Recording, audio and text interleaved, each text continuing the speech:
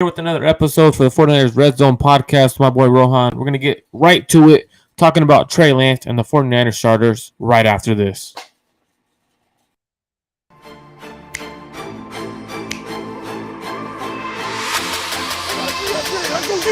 Let's go get him today, man. Let's go. Hey, dominate on three. 1, 2, 3. Dominate.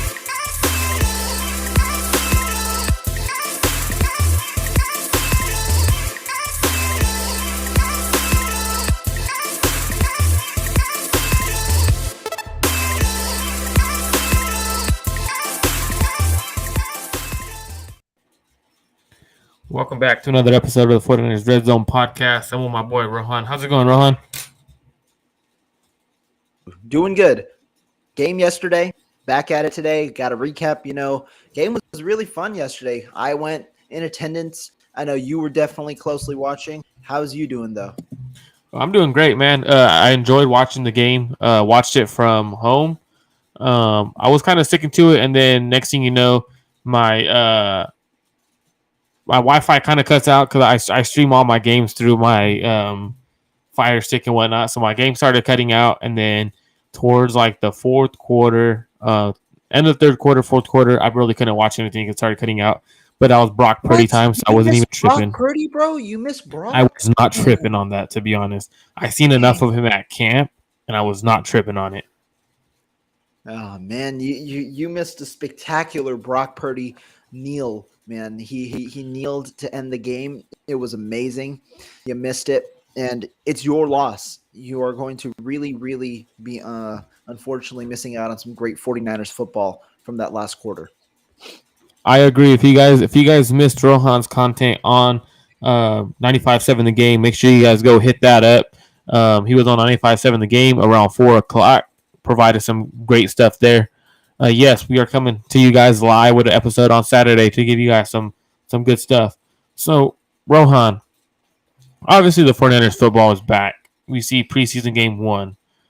Is this a time where we start overreacting, or should we, or no? Like, is this a time for 49ers fans to start overreacting? What do you think? Hell yeah. We got to overreact, right? Trey Lance played yesterday. He played real football for the first time since week 16 of last year. We have to overreact. And, I mean, it's not that we have to. It's just that's the general tendency, right? Football is finally back. And no matter who it was, be it the starting offense or be it Brock Purdy, it's just a good sign that football is back. And so there are obviously overreactions. I'm sure that 50 people after that Trey Lance touchdown probably said, man, this is the next MVP.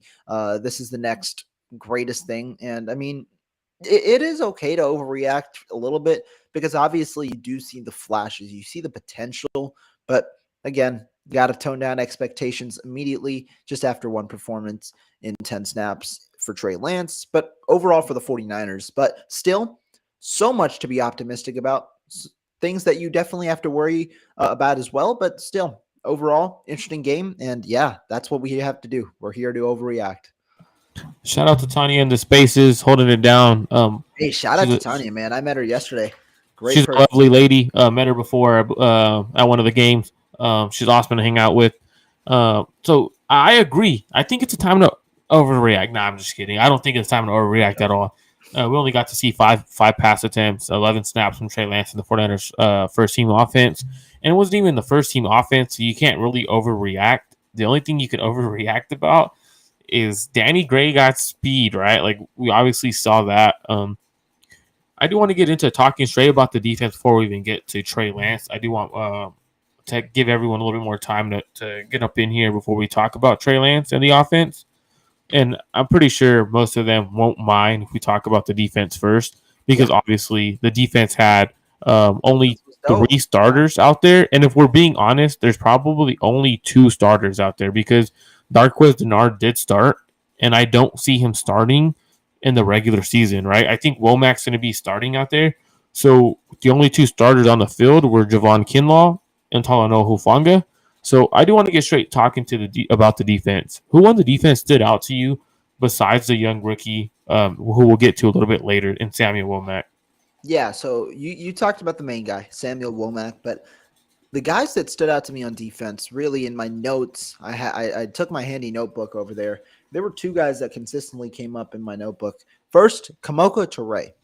He had 3 run stops yesterday of within 3 yards on the play, was active in the run game, and it's nice to see that because when you look at training camp, right, what was Tariq consistently getting in headlines for? Pass rushing ability. He had 5 sacks on one of the last days of training camp this past week.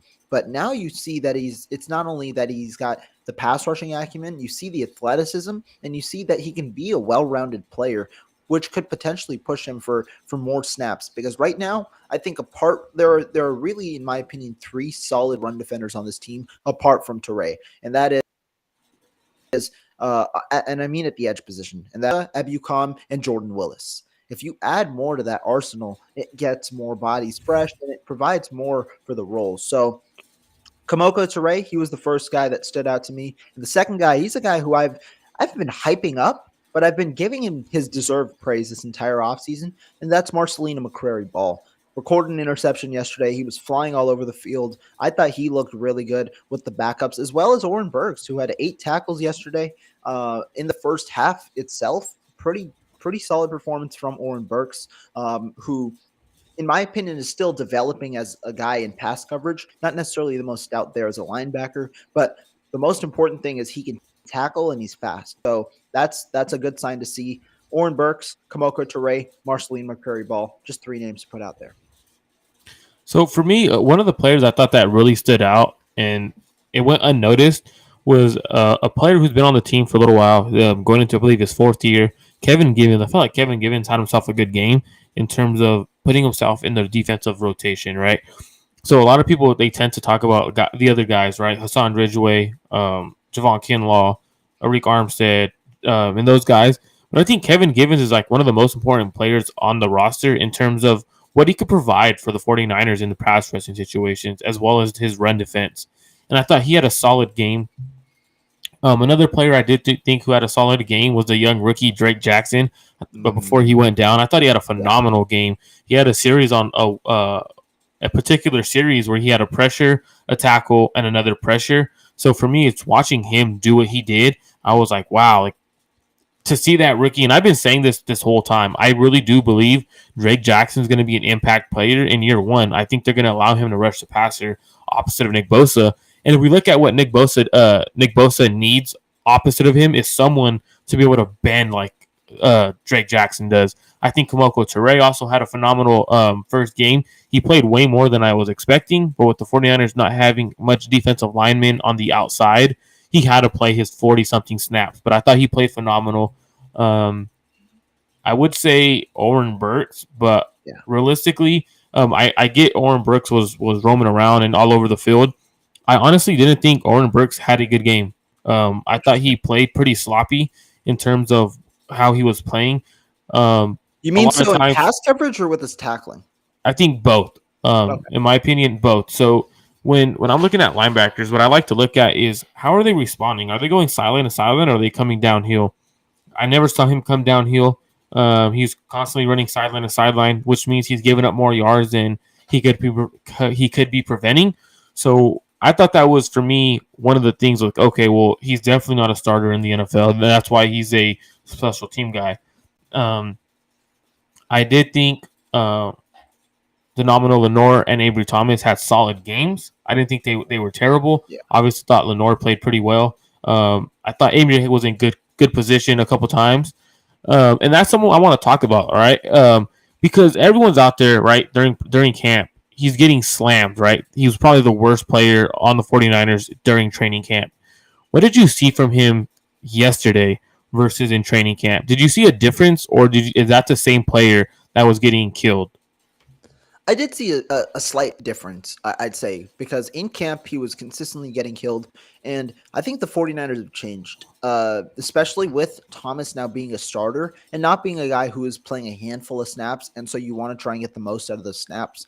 They're just throwing him in the fire, letting him play press man coverage and just saying, to hell with it. If it works, it works. If it doesn't, it doesn't. And so to me, Ambry Thomas right now is a player who, in my opinion, can be good, but just lacks confidence right now. He's got the speed. He's got the requisite traits necessary to keep up with receivers, but he's a little handsy. He had 2 penalties yesterday, one of which was declined, an illegal contact, and then in my opinion, I thought he committed pass interference on that play as well. And then another play where I believe he was called for holding, and then that holding was declined. So he's just a little grabby where, although these are the slower receivers, he can keep up with some of these guys. It's just sometimes he doesn't have confidence in his ability to do so, probably because of how training camp has gone and has been grabby. So I thought it was inconsistent yesterday for Ambry Thomas. There was one nice play that he had right where he was in position, tipped the ball, and then the receiver ended up catching it anyway.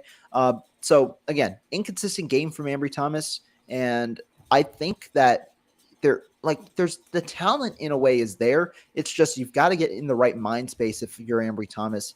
Limit the amount of penalties, especially the amount of grabbiness, because that was sometimes there at training camp when he wasn't press man. And if the 49ers are giving him the opportunity to play press man a ton more because he's getting that starting job right now with the 2 top corners out, make the most of it. Trust your talent as much as you can. And if you lose, you lose, but lose the right way in a way.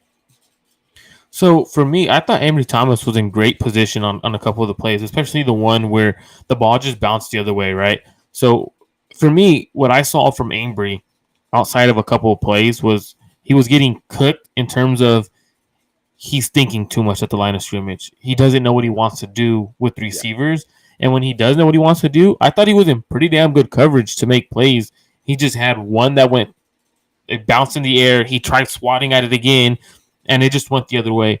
Outside of that, I thought he played on the one he was flagged on for a illegal touching while the quarterback's in the pocket. I felt he played the hands of the receiver pretty well.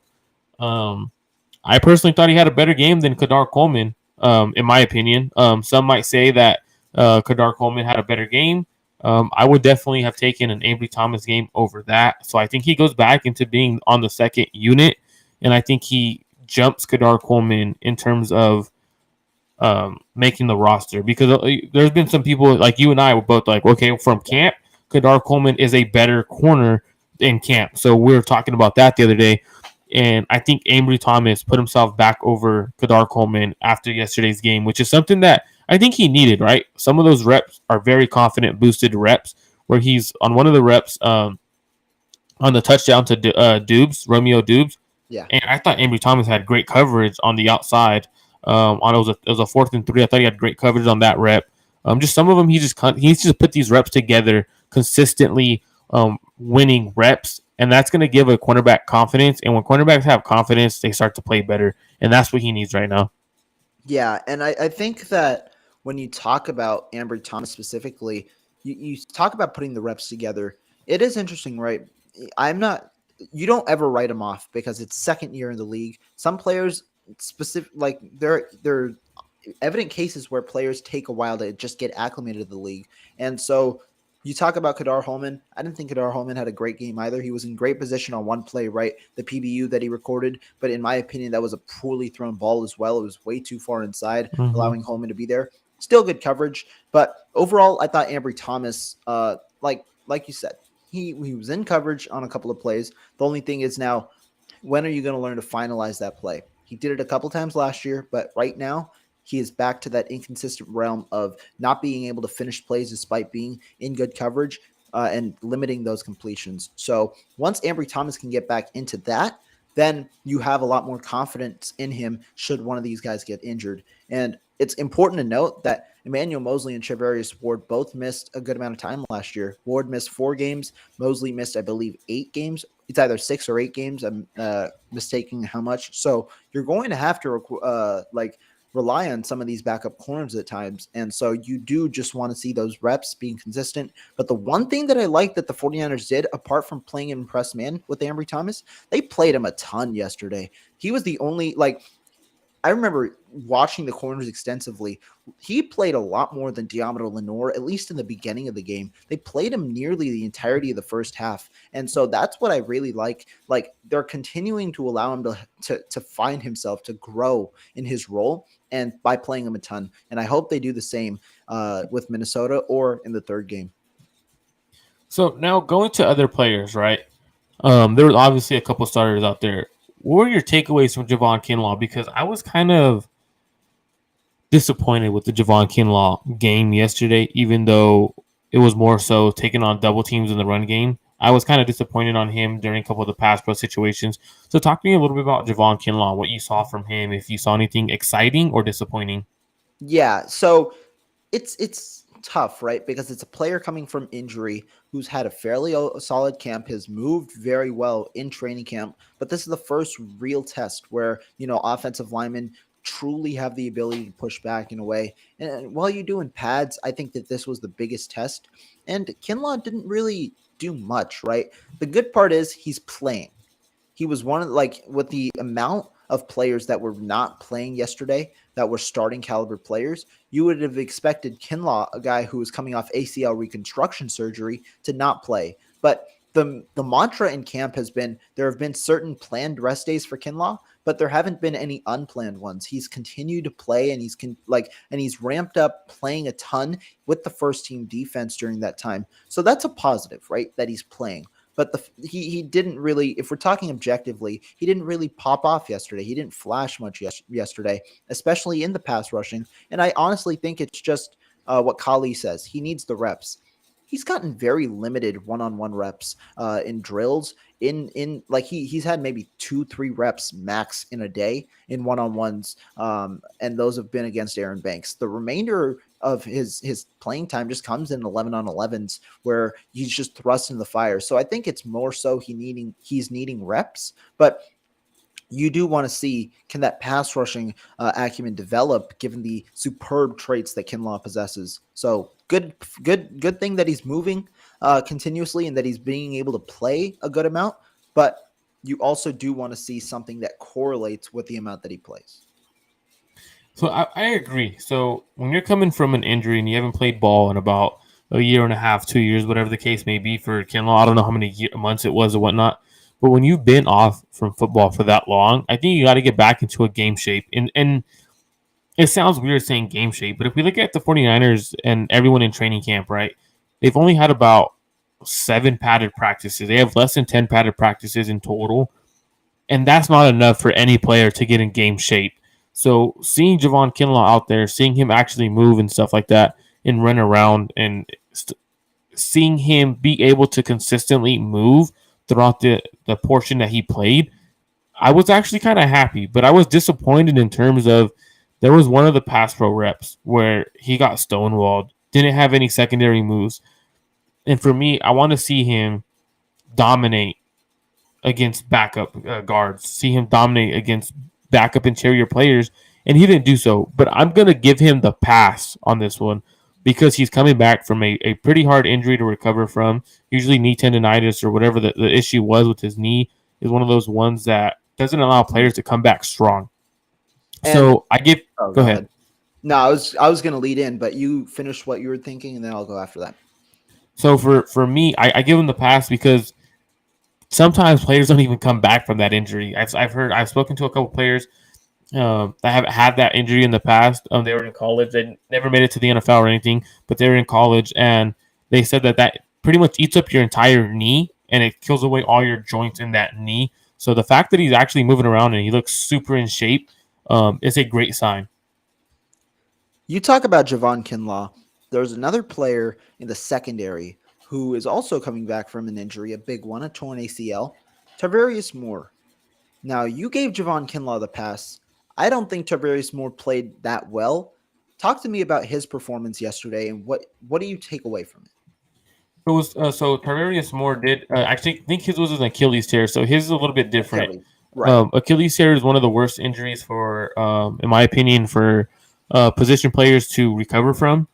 Because you're constantly, especially corners and safeties, you're constantly having to plant and cut off that Achilles. So for me, it's been about a year and a half, 2 years since he's played. I thought he played well in some situations, and I thought he played poor in some situations. I know a lot of people are talking about the play where he gets burnt. Unfortunately, that play, it's not on him. In my opinion, that's on D'Amico Ryans. That's on the defensive coordinator. Because if you look at what they're doing, they're running a double A stunt. So they're supposed to have 2 guys in the A gap blitzing. It's an all-out blitz, cover 0. They have their inside guys in the slot both guys get burned on this route. We got Darquez Denard on the opposite side. You got Tavares Moore on the side he got picked on by Romeo Dubes. They both got beat. So if Jordan Love really wanted to, he could have picked on Denard. He could have picked on Tavares Moore. And any player in that situation, we're open. You also have Talanoa Hufanga. It looks like it's he's playing single high, but realistically, what he's doing, he's showing a single high coverage, but realistically, he has the tight end manned up. The tight end can only really do one thing, is go an inside route. So he knows as soon as that tight end starts to go, he's planting his foot and he's driving on that route. So you have no one over the top on Tavares Moore. Easy route from the slot if you're going to be pressing. If you don't get your hands on or you don't bow quickly, that's an easy route to get beat on because at any moment, Romeo Dubes could either win outside or inside on a vertical route, and he's going to be open no matter what.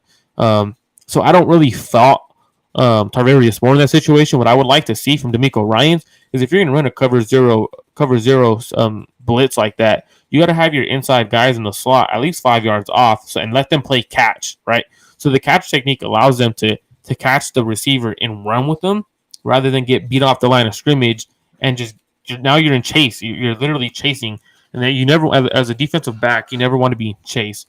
So, in my opinion, I think that's more so on D'Amico Ryans. Now, if you have Jimmy Ward in that situation, right?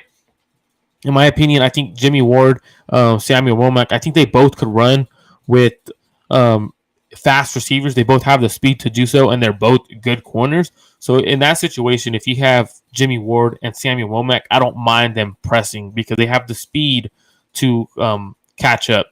Now, everyone, you could argue that Tavares Moore is a 4.3 speed. However, after the injuries that he's had, you no longer have that 4.3 speed. I don't care how well you recover.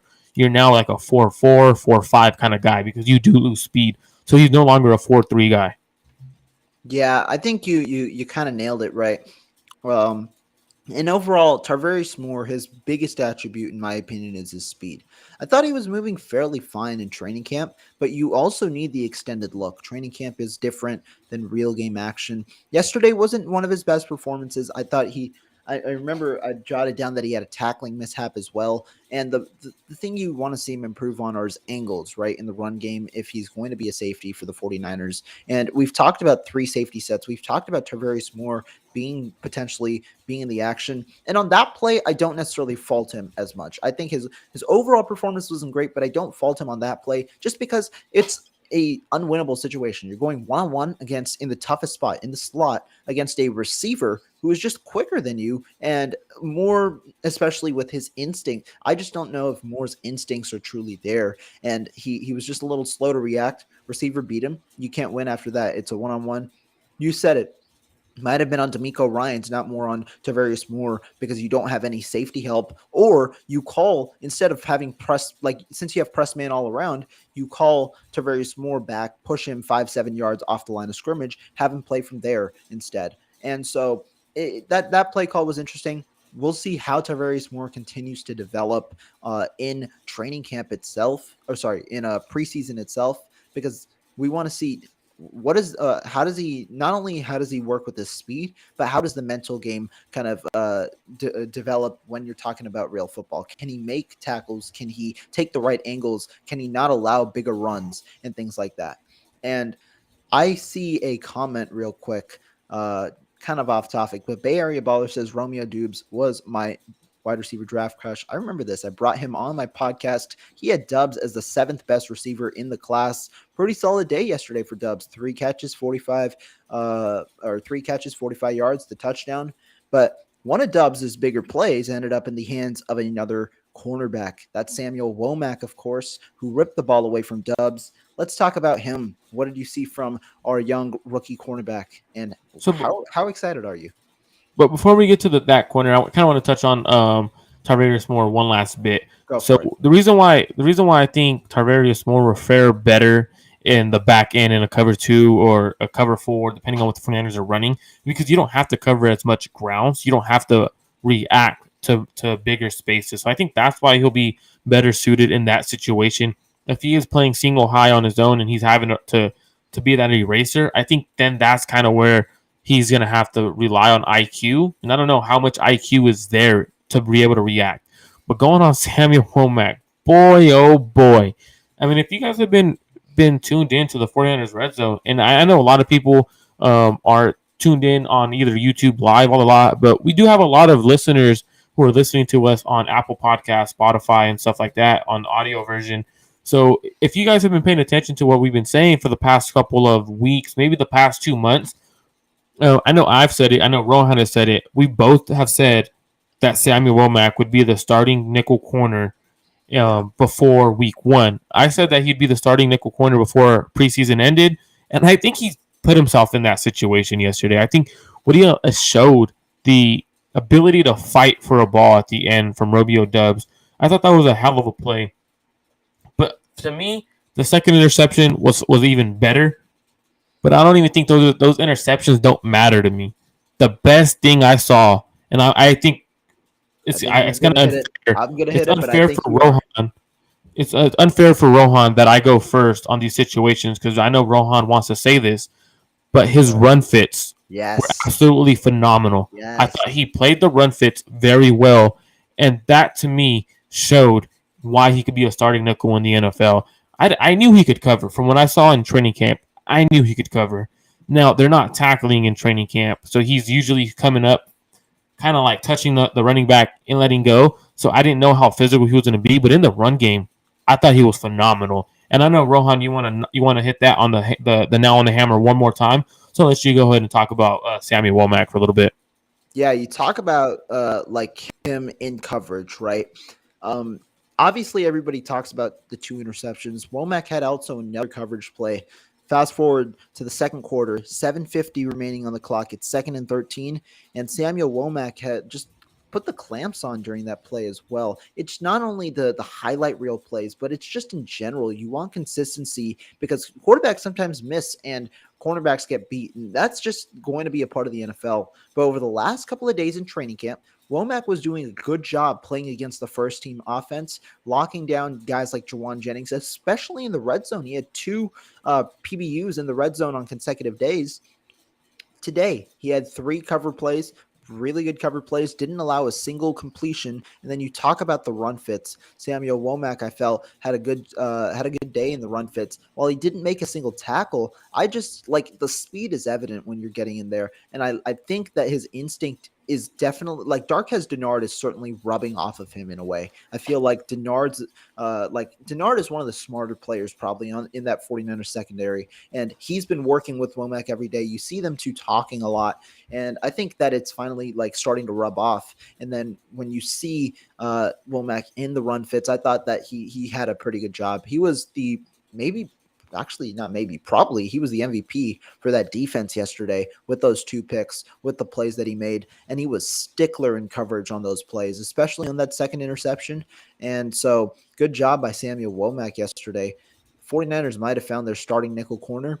And the best part is, like, people were contemplating what is his role exactly. But I think even though he's played on the outside, I honestly just view that as a better, like just as an added bonus, because for the 49ers like these versatile players who can extend outside, especially when they have these depth concerns. You see a guy like Dante Johnson who is consistently stuck on this team because he can play so many different positions. And so when you have a guy like that, you don't necessarily worry about what the best fit is for him, but you instead play him where you need to play him, but also don't shy away from where he could be as well, which is the outside corner.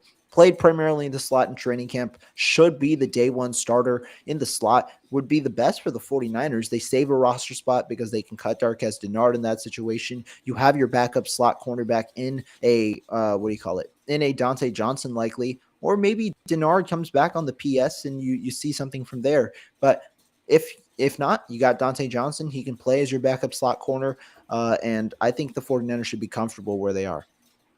So you and I both talked about Dennard getting runs with the ones during camp, and I was very firm, and I was very saying that guy's just there to mentor him. In my opinion, he's there to mentor this young Rick, and then he's going to be bounced, and that's what it's kind of looked more and more like. But I do want to go more towards the offensive side of the ball, right? Because the defensive side of the ball, they played very well. I think the offense played well, but there's some players we got to talk about, right? So the offensive line played somewhat well, but I think they also played poor in a sense. To start with starting right tackle, Mike McGlinchey. What did you think of his performance? And then now we're hearing that his knee is starting to give him problems. What do you hear from that? What do you think from that? I was honestly surprised he played in this game. He had like we talk about that knee irritation. I honestly thought he suffered that during that last day of training camp. He was pulled out, or it seemed like he might have even pulled himself out of as a precaution, as after playing the first series, and while the remainder of the offensive line came out for that second series with Trey Lance on the final day of preseason in the 11-on-11s, McGlinchey was seen standing on the sideline while Colton McKivitz took his place. And so I was surprised that he played in this game, and he did seem rusty, which you'd expect from a guy coming back from an injury of his resort, especially for an offensive lineman. That toward quad injury is a pretty massive one. And yeah, he was out of place at times. Am I worried overall? No. The optimism I saw during training camp does give me hope that McGlinchey will return in a way back to his former self. But, you got to be cautious, especially with those injuries with Mike McGlinchey. You don't want to, have those rile up, because in a way, McGlinchey right now isn't my concern. The concern is who backs up McGlinchey.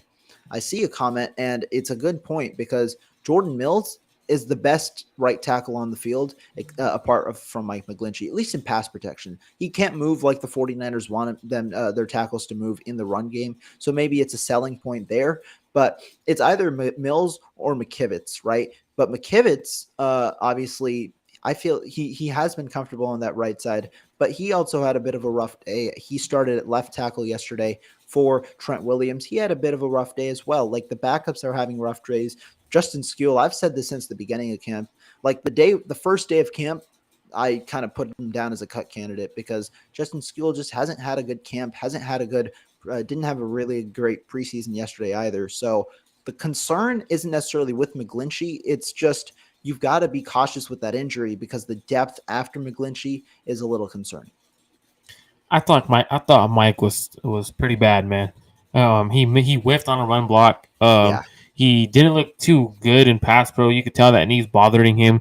Um, man, it just sucks to see a guy have that kind of injury and not be able to bounce back from it. Right? He's been having trouble during camp and stuff like that. So just to watch him, I honestly think having a guy like Jordan Mills on the roster kind of benefits the 49ers in a situation, because if you throw him in and he's starting to do well in pass pro, which he has been in training camp, I think that benefits the 49ers, because their run game is going to be there no matter what, right? Yeah. Kyle Shanahan knows how to navigate the run game. And if you're giving better pass pro, in my opinion, I don't think it's too far stretched to say Jordan Mills could give you equivalent or better pass protection than Mike McGlinchey. So if he provides that, that's only going to help Trey Lance develop even faster. So I think the fact that Michael McGlinchey is struggling, that injury, it's so sad to see a guy like Michael McGlinchey go through something like that. Going to the other side of the ball, obviously the other side of the offensive line, not ball. We see guys like Aaron Banks, Brendel, and then a guy that I'm in love with in terms of how good he looks, Spencer Burford, right? Talk to me about the interior offensive line outside of the left tackle, because left tackle I felt like wasn't the issue. Obviously, Colton McKivitz was out there. I didn't think that was an issue throughout the day. Do you think Aaron Banks, Brendel, or Spencer Burford struggled or impressed? You know what? Given that the 49ers were without their offensive line, the tackles, that means, for a good portion of yesterday, because McGlinchey played one series and then was out. McKivitz was there at left tackle the entire time, and these three, especially the guards, played a ton yesterday. I was actually fairly impressed from what I saw. There were several reps where you see the cohesion between Banks and Brendel working, where one of them slid off to another player to have good pass protection. I thought that both of them had fairly solid days, and I was surprised that Brendel had as good of a day as he did. It's not like an amazing day, right? But Brendel, I thought, had a fairly solid day as well yesterday, and kind of solidified that he is going to be the starting center, especially. Well, he's just starting center no matter what after that injury news, right? Especially with that Brunskill injury, exactly. But I did like what I saw from Banks, right? Everybody sees what they see from Burford. That guy is a baller. Like he can just that strength is just different. We saw it during training camp. He's just been fairly solid, and he did have an inconsistent performance overall, but I still think that there is promise for sure with Spencer Burford. Aaron Banks, though, I thought still had a very good performance yesterday for his expectations at least. So I would agree. I think Jake Brendel had a pretty solid game. I thought Aaron Banks had played a little bit better than I saw in camp. I thought in pass pro he held up fairly well compared to camp. He was getting bull rushed, and it didn't look too good in terms of when he got bull rushed. I thought in the run game he had a nice block that opened up a decent run for, I believe it was not Trey Sermon, but Jermichael Hasty, I believe. I believe it was Jermichael Hasty. I have to go back and double check. But just watching what he was able to do, I'm kind of more excited about the offensive line. I think it's going to be a lot better than it was last year because the interior, in my opinion, was the biggest issue, right? The right guard and right tackle were the issue. That interior right guard, in my opinion, wasn't that good. I don't think Daniel Brunskill is that good of a player. I think he's a solid spot starter. I think that's what he is for in my opinion, from my eyes. So I'm glad to see the 49ers upgrade offensive line. Now, we do have to talk a little bit about the running backs, right? Because we had running backs who they didn't get holes at times. We had running backs who were making stupid decisions on special teams. We had running backs that some might say looked slow or didn't look as powerful. What do you take from the running backs that played yesterday? We started out with Trey Sermon, and then they went to, I think, TDP, and then it was Hasty, and then it was Mason. Yeah. So that's kind of how it shaped out. Obviously, Jeff Wilson was away from the team due to personal issues. Talk to me about the running backs that played yesterday. Yeah, so let's start with Trey Sermon, right? 6 carries, 11 yards. Now, I personally believe he didn't play as well as or play as bad as people believed he played. Now, when you look back at the runs, I think he had 2 losses. One of them was the play we talked about earlier with Mike McGlinchey. He whiffed on his block. Sermon gets caught up for a loss of 2, whereas he probably gets a gain of 2 at least if that block gets sustained.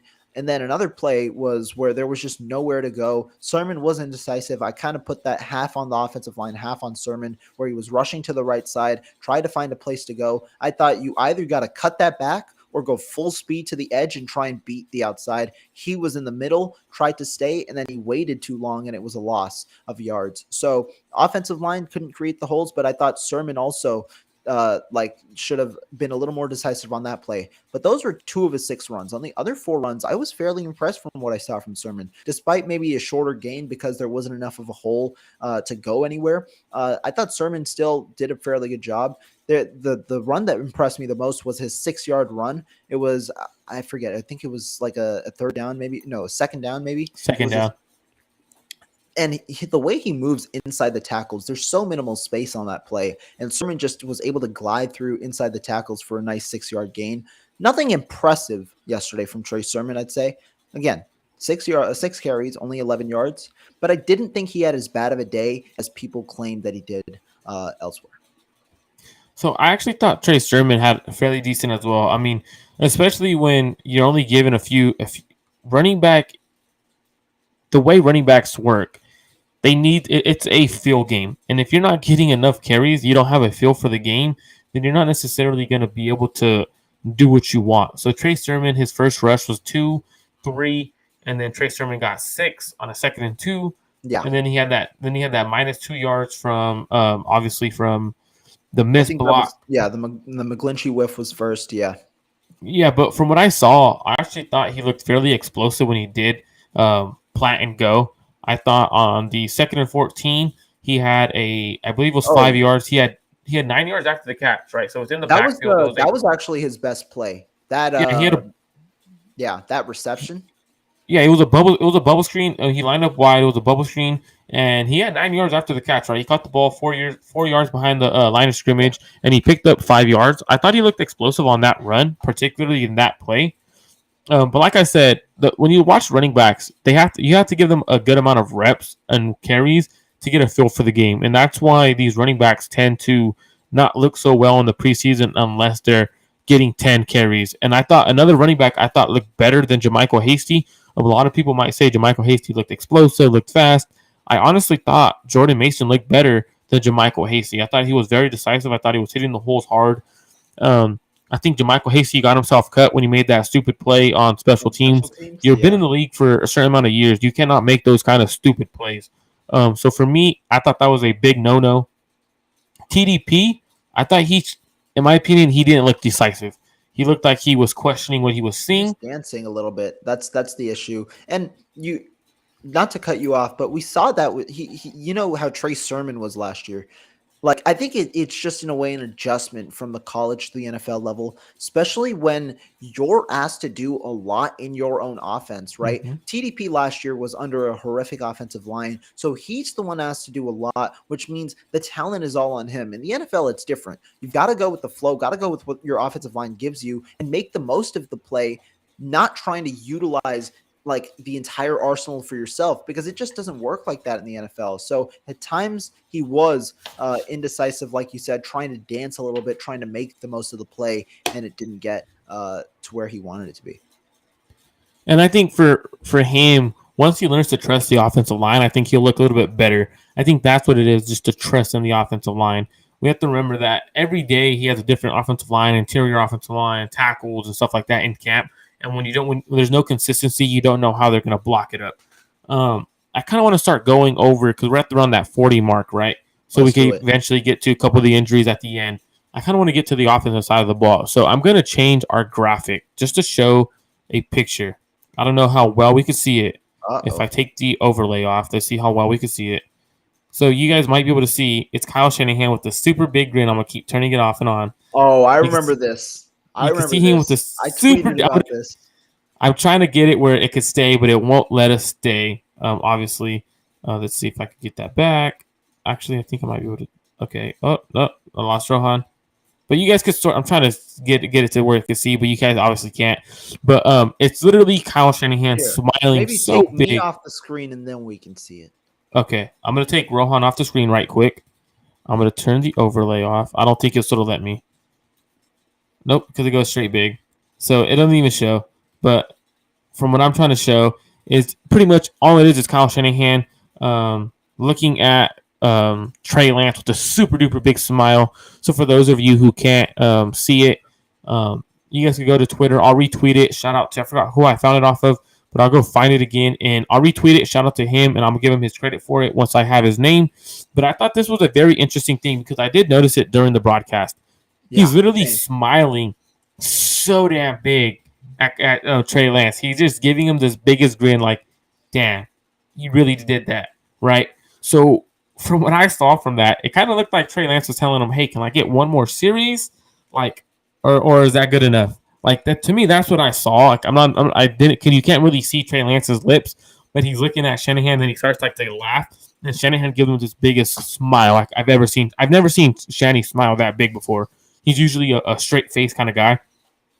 I thought that was telling for what Kyle Shanahan thinks of his quarterback. Talk to me about Trey Lance. Now let's go. Now we're going into the fun stuff. Talk to me about Trey Lance, Rohan. Yeah, I mean, we got to talk about Kid Wonder, right? 4 or 5, 92 yards. Wonder. You got a tutty on the play too, and a rush, right? You saw just glimpses of the full deal with Trey Lance, and to me, I thought it was a very impressive start. His passer rating clearly showed it. Perfect passer rating of 158, I believe, 0.3, and so really, you talk about Trey Lance. Go through his throws. The first throw, what I noticed. Kyle Shanahan going just straight to the strengths, play action, and then you roll out and Trey Lance completes that pass for a couple of yards to Ray McLeod for 8, setting up I forget the down exactly, but you started off with play action. That was a good look in my opinion from Kyle Shanahan and Trey Lance, just going straight to the bread and butter. Then you talk about the Danny Gray touchdown, right? Lance facing pressure from his left. Colton McKivitz getting beat on the outside, but forcing his guy out, allowing Lance to step in the pocket. People complain that was not good timing. It was late. No, you got to step in the pocket and then fire the throw. Good look from Lance, looking left to right. First saw the initial route, then went to the slot route, goes straight to it, throws right in stride. Danny Gray touchdown there. That was a great play. And really, it was nice to me because Lance had been inconsistent on the outside of the numbers deep throws. And so for him to hit it in stride in his first game, and also while stepping in like up in the pocket, demonstrating his pocket presence, it was just a great overall play. The only throw really to me that Lance somewhat, it's not that he missed necessarily, but I felt he could have had better placement was the wide throw to Danny Gray on the sideline where Gray tried to catch it. There has been obviously a debate about it. I thought that the timing was good. He threw it right as Gray got out of the break, and I think it's more so just him and the receivers. Like maybe if it is a different receiver, that's a catch. But to me, I thought that it was just a little too far wide, which didn't allow the receiver to get obviously 2 feet in the air. And to me, the reason more so that I talk about that throw isn't because of the throw itself. It might have been exactly how it's designed, but in training camp, regardless of the receiver, Trey Lance has missed wide at times. So I'm wondering how does that kind of change during the preseason or so? But overall, great performance from Trey Lance. And this is exactly how 49er fans thought he would start. And the last thing I want to say, let's hear it for that slide, man. Trey Lance slid for the first time in his life, and that play was great. Pump faked, and then stepped up in the pocket, then faked again to deke the linebacker instead of the linebacker charging at him. Gets him an extra second, which gets him an extra 2 yards. Great job there by Trey Lance. Mama, there go that man. Right? That's literally what I was like, oh boy, the NFL wasn't ready for this. Uh-oh, right? The whole time, I started texting my family. I have a couple family members who they do listen to my podcast, and they're like, oh, they really like Jimmy Garoppolo, blah, blah, blah. I like Jimmy Garoppolo. Hey, guess what? Trey area. Right? So, to me, I'm going to go straight to that Danny Gray, the missed connection, right? You could say that it's mistimed or the footwork from Trey Lance caused the overthrow. You could say you could say that he was late on that pass. You could say that he missed the throw wide. I think all of those are fair scenarios. I think all of those are fair criticisms of Trey Lance. Make sure you guys all put Trey area in the comments. Make sure you guys Trey area that like button. All right. I think it's very important to say because not only is it to me, I think you could put a better ball on Danny Gray. I think there was enough space to put it on his chest rather than have him extend out. I don't think it was too late with how much zip he has, how much strength he has from arm strength perspective. I think it's not too late of a throw.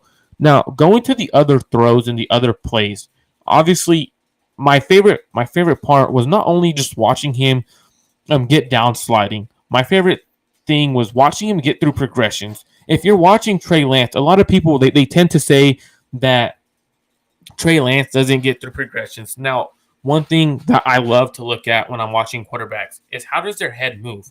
So if you see Trey Lance, there's times when he would start left, he'd go middle, he'd go right, and he does it so fast. And if you're watching the YouTube version, you can see my head kind of explain what I'm looking for from Trey Lance, watching him get through the progressions, and he gets through them pretty damn fast. Now, the play that I really, really, really absolutely loved, a little bit more than the deep Danny Gray throw. Obviously, the Danny Gray throw is a phenomenal, perfect on the money, drop in the bucket kind of throw.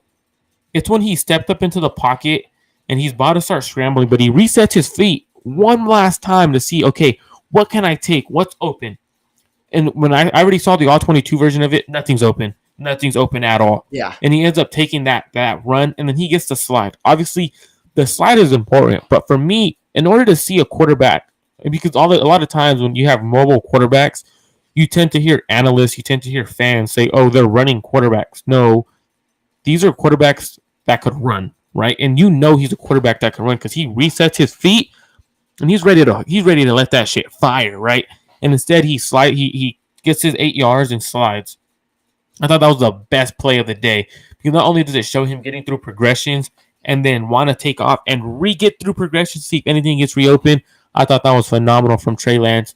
I thought Trey Lance in his 10 to 11 snaps was almost perfect. The one that I do also think the throw to Ross Dwelly was a little bit high. Yeah. So you're missing a little bit high. But the thing is, when you have, like I said this the other day, Rohan, remember when I said, when I was joking with you and I was like, well, did Deebo Samuel's hands touch it? And like, to me, all quarterback, if you're a receiver, you should live by the saying, all quarterbacks suck. It's my job to make these quarterbacks look good.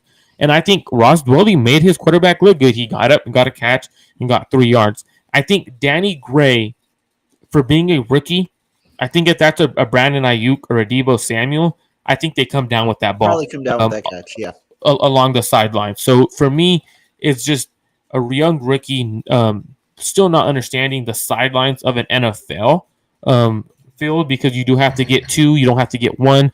And you can see he tries to get his 1 in at the end, but he was out of bounds already. So I'm not worried about that overthrow to the sideline. But what I am excited about is, if something I heard Kyle Shanahan say, he said, and during the press conference, I can't quote him word for word, but he said throughout the entirety of this season, you will see our offense's dynamic change, right? He said something along those lines, and to me, what that means is during the season, as I start letting Trey Lance take the offense, you're gonna start seeing how dynamic and how explosive this offense can be under this young quarterback. I thought, to me, that was the most important thing.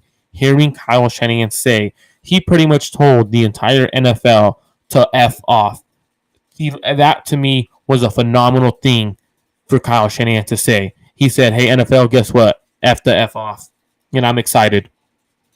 Yeah, I mean, there is definitely certain reasons to be excited. And it's nice, right? Because he's not conservative here, right? Instead, you allow Trey Lance to kind of get in the full bags of things, right? You saw the run where he, like you said, he tries to throw, tries to see twice, and like you said, I saw that play again. There's literally nobody open. The one throw that you could have made was if you threw it immediately to the flat, but that's the last read in the progression. So by the time that he goes up, steps into the pocket due to the pressure, that read isn't necessarily open. And you also can get more yards with the run because he's that talented with his legs. So great read by Trey Lance all around. And that's what you said. Great play and a great day for Trey Lance in general. Now, does this mean the 49ers are going to be an aerial attack? Because on 11 snaps? Yes. I don't care what anyone says. It's an overreaction show. Absolutely. You're saying 35 a game. That's you heard it here not first. You heard it here first. It's definitely not going to be. Marco Martinez of the 49ers RedZone podcast, one day after announcing news, is back to announcing news. He is going to... Stupid. I'm joking. Stupid. You're a clown. Okay. No, I don't think it's going to be an air raid attack. I don't think Kyle Shanahan's going to let him throw 35 times a game. But I think towards the end of the season, you're going to allow... I think Kyle Shanahan's going to allow him to do more. And I think he's going to allow him to hit that 30 to 35 mark. Only to put teams away. You trust him to make plays now. You trust absolutely. You've had the trust. Like, he trusted him last year. First start, he let him throw almost every single fourth down, which was on the other side of the field against Arizona. He trusted him when he hadn't ever played a snap in an NFL season game before that. So, I think Lance definitely has that trust from Shanahan so far, and that's a good sign. And before we continue to finish off today's segment, I just got to give a shout out to 49ers legend Blaine Gabbert. He is 5 of 5 for 56 yards and a touchdown. Oh, Jesus Christ. In his first start, he has 152.9 passer rating. He is the next Tom Brady. There's a reason that Tom Brady sat out this game against the Dolphins. It's because you got to let Blaine Gabbert cook. Jeez, that's like saying Brock Purdy is the next Joe Montana, man. What are you doing? You're on your low. You're kind of reminding me of 49ers lobes, man. You're on your Brock Purdy kind of stuff right now, and I'm not feeling it right now. How about that Brock Purdy? Okay, we got to talk about Brock Purdy. No, Brock Purdy didn't look too bad, honestly. If we're being honest, the only thing that is don't ever let him throw from hash to sideline because he's gonna get picked off. And from what I've seen, is his IQ's there. His arm strength's not, and that's not a problem. Just learn and adjust. But Brock Purdy isn't going to be much in the NFL. I think he'll be a career backup. It's ridiculous. So people think he's going to be a starter one day. No, it was funny because you saw the first two plays from Brock Purdy. First throw, Or here, I even wrote it down. Like his The first first throw play, was almost interception, almost like intercepted. the first play really just indicated where Brock Purdy is right now as an NFL level quarterback. He threw off his back foot, and if Trey Lance makes that throw, it's a completion. It was a wide open Austin Mack. He threw off his back foot, and the cornerback was able to get there and nearly intercept it. And then the second play, ooh, I'm forgetting. I got to go back and look at my notes right now. It honestly probably doesn't matter because Austin Mack probably drops that pass anyways. He's had like this Oh man, very irreliable hands. Like, so if we're talking he about runs Brock Purdy, routes well. It's just he can't catch the ball. if we're talking about Brock Purdy, we got to talk about Austin Mack's hands. So like, right, Austin Purdy is Mr. Irrelevant. Freaking Austin Mack's hands are irrelevant. Like they're nowhere to be found. He drops a pass once a day. It just is what it is. Oh man, yeah. Oh, so yeah, this is a great. So yeah, so 49ers throwback says, "Hey Marco, what's your favorite play of the game?" I like the Talanoa Hufanga hit. I love the Hufanga hit. I absolutely that's kind of plays I love. Like when he lit Goodson up, I jumped up. Like that's the kind of hits I like to see. My second favorite play of the game, obviously my first play of the game obviously is Trey Lance deep ball 76 yards to Danny Gray because the young phenom is showing what he could do. My next favorite play isn't that Talanoa Hufanga hit. It's actually the McCreary ball interception. And Yeah. the reason it is because Talanoa, in my opinion, right after that big hit, Talanoa Hufanga was gonna come down and clean house again. Yeah, and that's what scared the receiver. That pass just went right through his hands and interception there. And that's a definition of he heard footsteps. Absolute definition of he heard footsteps. That's what popped the ball in the air. That's what caused an interception. No one's going to give him credit for that, right? Though, because he never made contact with the receiver. But I 100% know that receiver was thinking about getting hit. Because you see Hufanga coming down like a missile. And then that receiver just flinches and the ball goes in the air. To me, that's a forced interception by Hufanga without having 2 plays ago impacts receivers' minds because of that mentality he has, and I love it. Yeah, and I mean, that's literally, you read my mind because that was my tweet from that McCreary ball interception was exactly about Hufanga. And real quick, talking about rookies, right, to end the day, I wanted to get your opinion, right, on Danny Gray. Obviously had a good performance yesterday, I believe 2 catches for 99 yards, 76-yard bomb. Do you think that, what are your takeaways from the performance, and do you think it's sustainable? I think so. My takeaway from the performance is I think Danny Gray could have these kind of games every so often because of the matchup situations, right? If you put him in the slot and you're having him run slot fades, yes, you're going to be able to win a lot of these routes. If you put him in the slot, you have him running crossing routes or drags and stuff like that. He's going to be open because of that speed. I think he's better suited to play in the slot rather than outside. There we go. Because one thing that I was telling Rohan throughout camp, the 2 days I was there in camp, and this is something I noticed immediately, is he's having trouble to use his speed to get open. He doesn't know how to sell his speed just yet. Doesn't know how to threaten vertically just yet. And when you're in the slot, you don't have to threaten vertically. You have the advantage of inside and outside. And I thought what he did could be sustainable over a certain amount of games. I don't think he's going to be a 100-yard receiving kind of guy. I think we could see him for a 50-yard game kind of guy. And if we put him at 50 yards a game, at 17 50 yards per game at 17, you're looking about 700 yards roughly. I think he could be a 700-yard receiver, 800 to 700-yard receiver because of the explosive dynamic, right? When he catches the ball, he's electric. He can make anything happen. So I'm excited to see how Kyle Shanahan uses him in the slot a little bit more. Because obviously we see Ray McLeod in the slot. We see Ray McLeod outside. But I think personally, if you have Debo, Ayuk, and Danny Gray on the field, you could give the ball to anyone, and there's something's going to be made after they put the ball in their hands. And I think that's what Kyle Shanahan needs. I think Kyle Shanahan needs speed with Trey Lance. Allow Trey Lance to air that hoe out. Shout out to Eric Crocker, air that hoe out, right? That's what I'm excited to see from Trey Lance and Danny Gray. Yeah, definitely. I mean, you actually nailed it right on the head. My third note from the day, right after that touchdown, Danny Gray, start him out of the slot when he's starting his NFL career. I think he'd be a good receiver where you get him opportunities out of the slot before pushing him to an outside receiver when he's more developed as a route runner. Because during camp, I reported how inconsistent he was winning on routes, winning at the like getting out of his breaks, and how he was struggling, like sometimes on his tape, struggling to utilize his full speed while also combining that with route running. And Now, the reason, yesterday, yeah, my go ahead. bad, but go ahead. My bad, my bad. Okay. Go I ahead. was just going to say real quick yesterday, the play, I'm not like you obviously don't take away too much from it because it's a third string safety with a lack of speed, but still, the reason that it's so nice to win from this or this it's so nice to play in the slot. There's so many different ways you can win. You don't get jammed to the sideline. You can go in any direction. You don't have to even push vertically, like Marco said. You can go left, you can go right, as many different out routes, whatever it is, and you don't have a like a boundary kind of shielding you from running a certain route. And so I think that that's going to improve his route running overall if they give him opportunities out of the slot.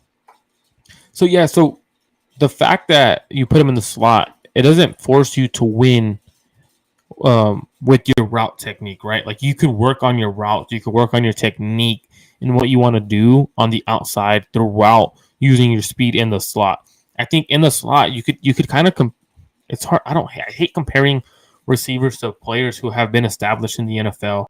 But in the slot, you could kind of compare him to Deshaun Jackson in a way. Use him on crossing routes. Use him on those drag routes.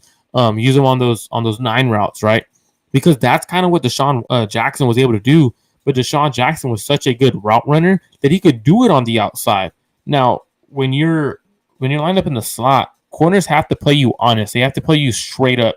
Because if they give you the outside, you're gonna win outside and force the corners to bite outside to get back inside. So they have to play you straight up. Um, and it's exciting to see young Danny Gray use his 4.3 speed because a lot of times guys run 4.3 or 4.3, 4.4, and it doesn't show up in game speed. His 4.3 shows up in game speed. Um, going to injuries real quick before we head out. I do want to talk to you about some of the injuries, right? We have guys that are week to week. Daniel Brunskill, hamstring strain. We got Mike McGlinchey, his irritated knee, who's week to week. We also have obviously the 2 corners and Curtis Robinson, who probably not making the team. But then we have day to day. We have Danny Gray with the hips to back soreness. Drake Jackson, a stinger. Hassan Ridgeway, quad, who should be back. And we have Emmanuel Mosley with his hamstring, who should be back. Are any of these injuries super impactful to the 49ers heading into the second and third preseason games as well as the start of the regular season? Yeah, I mean, obviously the main one is Mike McGlinchey. Irritated inside of his knee, likely will not practice this week. I mean, I don't think he'll play in the game, but does that continue to irritate him when he returns to practice next week? And if so, how do the 49ers manage it? Does that mean that he's not going to play much in practice early in the season? Or does that mean that he's not going to, or is he going to miss a couple of games? Because the 49ers right now, this offensive line is fairly new to each other. And so missing one of your guys, especially the tackle position, which is supposed to be one of the more reliable positions for the 49ers at both sides, missing that guy is not going to help solve the cohesion issues you currently have between that on that right side of the ball. And so I think that it is a tough break for the 49ers, and I wonder how they game plan around it. And so that's something that you definitely have to monitor as McGlinchey continues to return from that injury. And apart from that, I mean, I don't think there are too many big ones because Jackson should be okay soon, and the remainder are fairly backups. The only other big news that you can take away from it is if yesterday didn't clear it from you from Brendel's performance, he's your solidified center with Brunskill now out a couple of weeks. So for me, the biggest injury obviously would be Mike McGlinchey, but it kind of sucks seeing Daniel Brunskill get injured and go week to week because I want to see them compete for the starting center job. I don't want one of the guys to win outright because of an injury. And it kind of looks like Jake Brendel was already ahead by a good margin, but it just sucks to see a guy go down and not be able to compete for the starting spot because he doesn't have the opportunity to compete for right guard or left guard anymore. Those spots are taken. But if Daniel Brunskill comes back, and Mike McGlinchey has to miss games into the season. Can you see Daniel Brunskill playing right tackle for a little while until Mike McGlinchey gets back? That's interesting. I personally do not. I think Colton McKivitz would take the job over Brunskill just because he's actually played at right tackle this offseason. I think they have a little more faith in him. That is obviously contingent on McKivitz making the roster, or if not making the roster, not being claimed while going to the practice squad and being a call-up. I think McKivitz would be their guy first. And I also do like Jordan Mills. I mean, I wouldn't be surprised necessarily if Brunskill ended up being that guy if those guys weren't available. But Brunskill has had an underwhelming camp. He's been one of the worst, with all due respect, obviously. He's been one of the worst players in training camp for the 49ers so far overall. McKivitz has had a better camp. McKivitz is best suited as that sixth man right now because he can play guard, he can play tackle, which is unfortunate because McKivitz didn't really have a great performance yesterday. Uh-oh. I didn't want to say Daniel Brunskill was having a bad camp, but I'm glad you did. I mean, I'm objective about it. It's He's one of those. camp.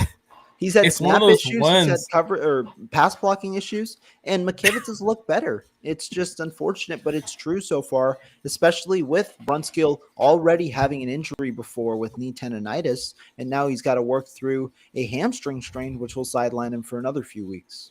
It's one of those ones I laugh at it because, right, I've said Daniel Brunskill isn't good. I've been saying this for some time. I think he is a spot starter. I think he could step in and play at some times. And I think he's elevated by the guys around him. I think he was elevated by Alex Mack and Mike McGlinchey. I do not think he is good.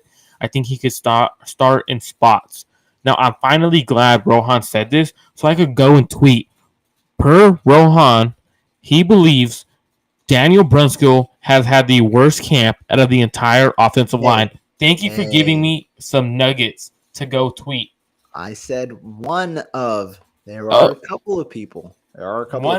He's up there with. Let's just make Daniel Brunskill happy because if we're being fair, Justin Skule has had a worse camp than Daniel Brunskill. I think. Actually, did you say Justin Skule? Yeah. Yeah, well, I'm going to tweet and I'm going to tag Daniel Brunskill so he comes at you just like Leon O'Neal comes at you. I'm just letting you know. So you better be prepared for that heat from Daniel Brunskill. And with that said, guys, we're going to wrap up today's podcast. Thank you guys so much for tuning in. No, I'm kidding. But we are actually going to wrap up today's podcast. Great episode, obviously. Packers, 49ers, recap that. We got the Vikings this week, joint practices. We're going to be breaking them down on Monday or Wednesday with a special guest who should be in attendance, I believe. And so stay tuned for that. Be sure to subscribe to this channel, subscribe to my channel, and download the 49ers RedZone podcast on Apple Podcasts and on Spotify. Be sure to help us out. Thank you guys so much. We appreciate you guys, and we will catch you guys next episode.